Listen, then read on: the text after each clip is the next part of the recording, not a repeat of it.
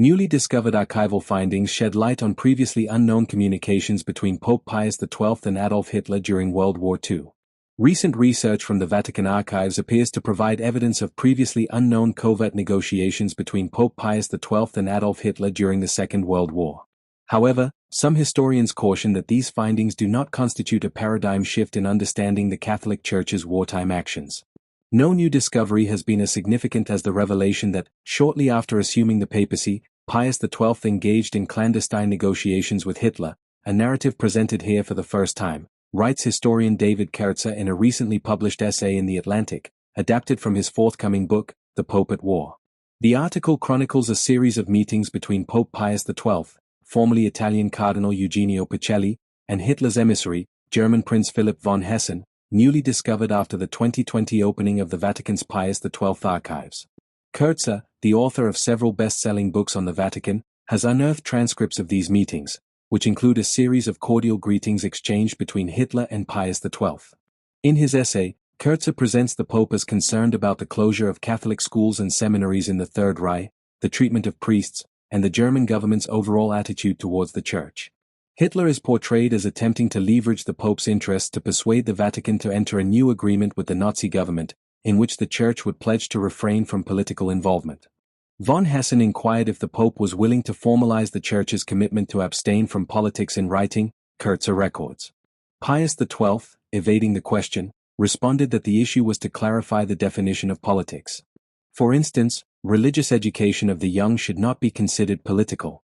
The transcripts discovered and subsequently published by Kertzer were not included in the Vatican's 12 volumes documenting the Church's involvement in World War II, which were completed in 1981. Remarkably, the newly published transcripts omit any mention of concern on the part of Pius XII regarding Hitler's campaign to exterminate Europe's Jews. For those who perceive the papacy as a position of profound moral leadership, the revelations of Pius XII's clandestine negotiations with Hitler must come as a profound disappointment. 4 decades, Pius XII's papacy from 1939 to 1958 has been subject to intense debate, with his critics criticizing the Catholic Church for its alleged silence during the Holocaust and his defenders arguing that vocal opposition would have resulted in even greater loss of life and that the Pope actively engaged in behind-the-scenes efforts to save Jewish lives. If the sole objective was to safeguard the welfare of the institutional Church, his actions could be deemed successful. However, for those who perceive the papacy as a position of great moral leadership, the revelations of Pius XII's secret negotiations with Hitler must come as a significant disappointment, concludes Kertzer. According to historian Robert Ventresca at King's University College at Western University in London, Ontario, claims of groundbreaking new discoveries require careful qualification and moderation to achieve a comprehensive understanding of historical events. Ventresca, currently working on a new book for Cambridge University Press on the Vatican's role during the Holocaust based on the newly released archival information, asserts that the latest findings have not resulted in a significant new interpretation or paradigm shift in comprehending the Church's involvement in the war. While acknowledging the vivid detail provided by Kertzer's account, Ventresca emphasizes that historians have long recognized the Vatican's maintained communication channels with Hitler's government prior to and during the war. The secret diplomatic negotiations, Ventresca points out, were an integral component of a consistent, albeit contested, diplomatic policy implemented by Eugenio Pacelli, initially as Secretary of State and subsequently as Pope. Pacelli served as Pope Pius VI's Secretary of State from 1930 until Pacelli's election as Pope in 1939. Prior to this, he held the position of the Vatican's representative to Germany for nearly a decade. The defining characteristic of this approach was the preservation of diplomatic relations with the Hitler regime at all costs, with the objective of securing diplomatic accommodations that would provide the Vatican with leverage to defend the interests of German Catholics, Ventresca elucidated in an email. Another characteristic of that approach was to either moderate or completely suppress papal criticism of Nazi aggression, despite the escalating persecution and violence against Jews and other victims of Hitler's war.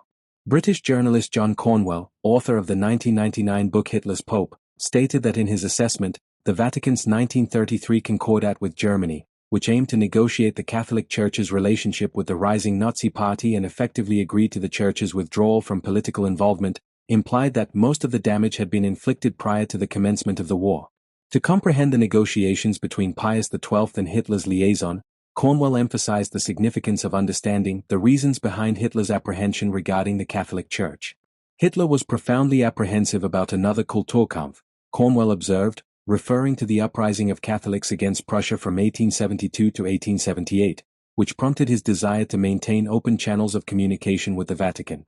Scholars examine materials in the Vatican secret archives in this undated photograph. After decades of anticipation, the Vatican opened its archives on the World War II pontificate of Pope Pius XII in March 2020. CNS courtesy Vatican Secret Archives. In his view, the most significant revelation from Kurtz's essay is not Pius XII's negotiations with Hitler, but rather Kurtz's discovery of documentation that the Vatican ordered the burning of files pertaining to German priests who had abused children, an issue that von Hessen had raised during one of his visits to the Vatican. It is now evident that the Secretariat of State, then under Cardinal Pacelli's direction, had indeed taken immediate action, writes Kurtzer.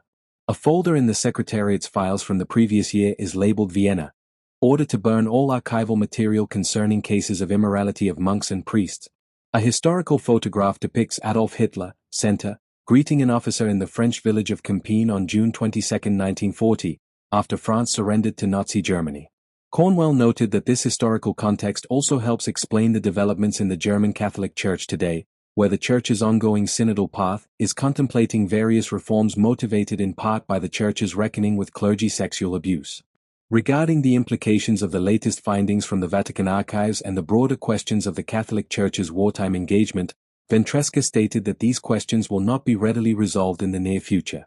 While the Vatican's archives are of paramount importance to our understanding of the Church's role during the Holocaust, it is more crucial than ever to triangulate our research with a diverse array of archival sources beyond the Vatican, he emphasized.